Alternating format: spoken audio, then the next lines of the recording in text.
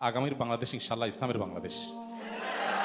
তরুণদের মধ্যে যে ইসলামী জাগরণ সৃষ্টি হয়েছে, আমি আশা করি যে এই জাগরণ আমাদেরকে সামনে আলোর পথ দেখাবে।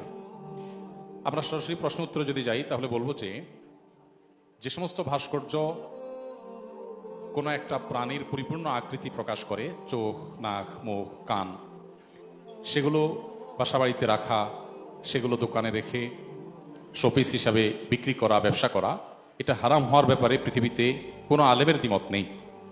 সকল মাসলাক, মানহাজ, মাযহাবের সকল উলামা একরামের ঐক্যমতে এটি নাজায়েজ এবং হারাম। যার কারণে আপনার বাবার কর্তব্য হবে তার ব্যবসায় এই আইটেমটা যেন না রাখেন। তার জন্য তাকে আপনি বোঝান, আল্লাহর ভয় তাকে দেন, অন্যদেরকে দিয়ে আপনি বোঝান এবং তার জন্য দোয়া করেন। তবে এখানে মনে রাখতে হবে যে একটা দোকানে অনেক আইটেম আছে, তার ভিতরে এটা একটা আইটেম। এর মানে এই না যে দোকানের সমস্ত উপার্জন হারাম হয়ে গেল।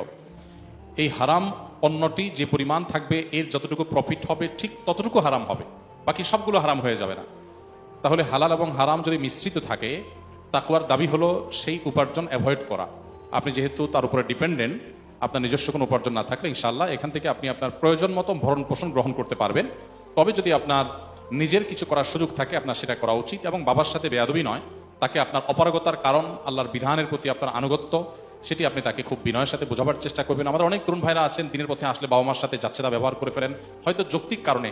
মনে রাখবেন, বাবা মা তারা এমন ব্যক্তিত্ব, যৌক্তিক কারণেও তাদের সাথে রূঢ় আচরণ করবার কোনো অনুমতি নেই। তারা যদি আমাদেরকে কুফরি করতেও নির্দেশ করেন, তাও আল্লাহ তাআলার নির্দেশনা হলো ফালা তুতি'হুমা, তাদের সেই কথা শুনবে না, তবে ওয়াসাহিবহুমা ফিদ দুনিয়া মারুফা, সুন্দরভাবে তাদের সাথে আমাদের বসবাস করতে হবে। অতএব বাবার সাথে দুর্ব্যবহার করবেন না। নিজে বিকল্প উপার্জনের পথ বের করা পর্যন্ত নিজের প্রয়োজনীয় সম্পদ সেখান থেকে গ্রহণ করতে পারেন।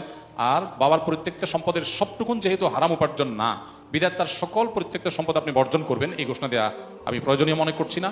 আনুপাতিক হারে যতটুকু হারাম আপনি ততটুকু বর্জন করলেন, বা নিলেও সেটা সওয়াবের নিয়ত করা ছাড়া দান করে দিলেন, এটা আপনি করতে পারেন। তবে আপনার চেষ্টা করা উচিত বাবাকে হেদায়েতের পথে আনার জন্য, নিজে বোঝানো, অন্যদেরকে দিয়ে বোঝানো, আল্লাহর কাছে চোখের পানি ফেলে দোয়া করা।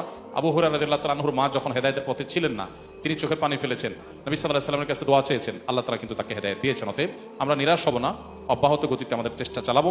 আর এমন যুবক হন যে নিজের উপার্জনে আপনার বাবা আপনার উপর ডিপেন্ডেন্ট হয়ে যায়। আমরা অনেক যুবকরা আছি, দিনের পথে, ধর্মের পথে আসলে আমরা একটু ঢিলা হয়ে যাই। সরি ফর দিস ল্যাঙ্গুয়েজ, ঢিলা হয়ে যায় আমরা অনেকে।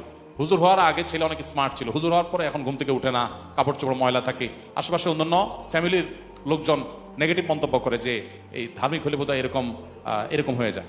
তো আমাদের দিন আমাদেরকে সর্বোচ্চ সিরিয়াসনেস আমাদের মধ্যে আনতে শেখায়। ইন্নাল্লাহা ইউহিব্বু ইযা আমিলা আহাদুকুম আমালান আন ইউতকিনাহু, আল্লাহ তাআলা পছন্দ করেন কোনো কাজ করলে সেটা ইতকানের সাথে, দৃঢ়তার সাথে, সর্বোচ্চ সুন্দরভাবে, কোয়ালিটির সাথে করা হবে।